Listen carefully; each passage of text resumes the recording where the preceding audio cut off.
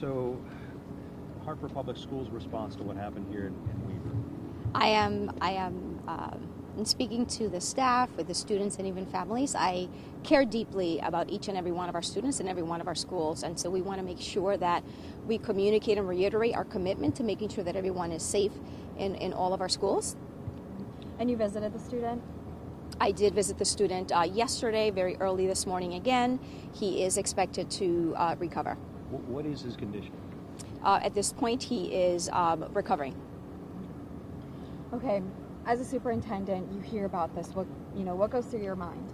Yeah, making sure that our staff and students and our families know that we are committed to their safety and continue to work with internally with our staff, with our students, to make sure that there's a deep connection and students feel connected to our staff in case they know something, they see something, they share and they say something.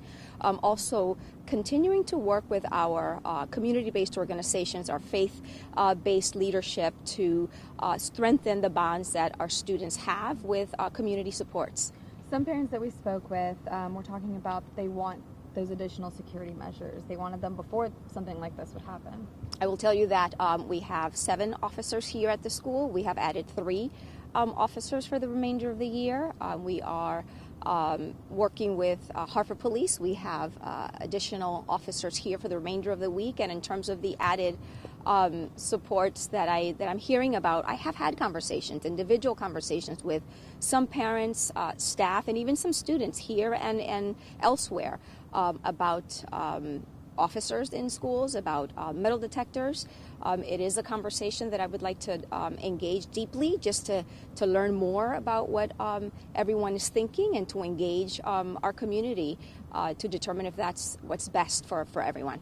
And then on the other end of that, there are some parents that say we don't want these metal detectors. We don't want our schools feeling like not a classroom environment.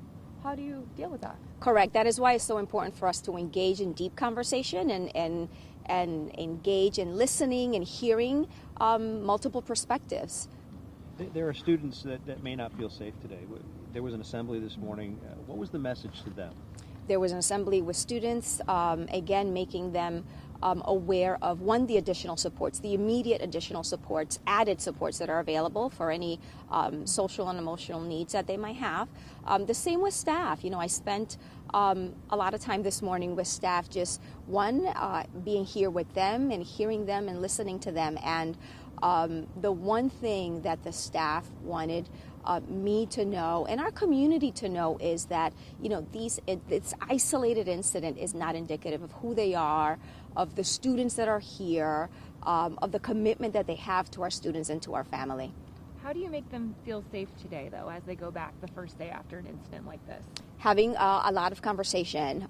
There are circles that are happening. There are individual supports for staff that are available here, for students as well, and individual conversations that may happen with students as a collective, as a group, as a class.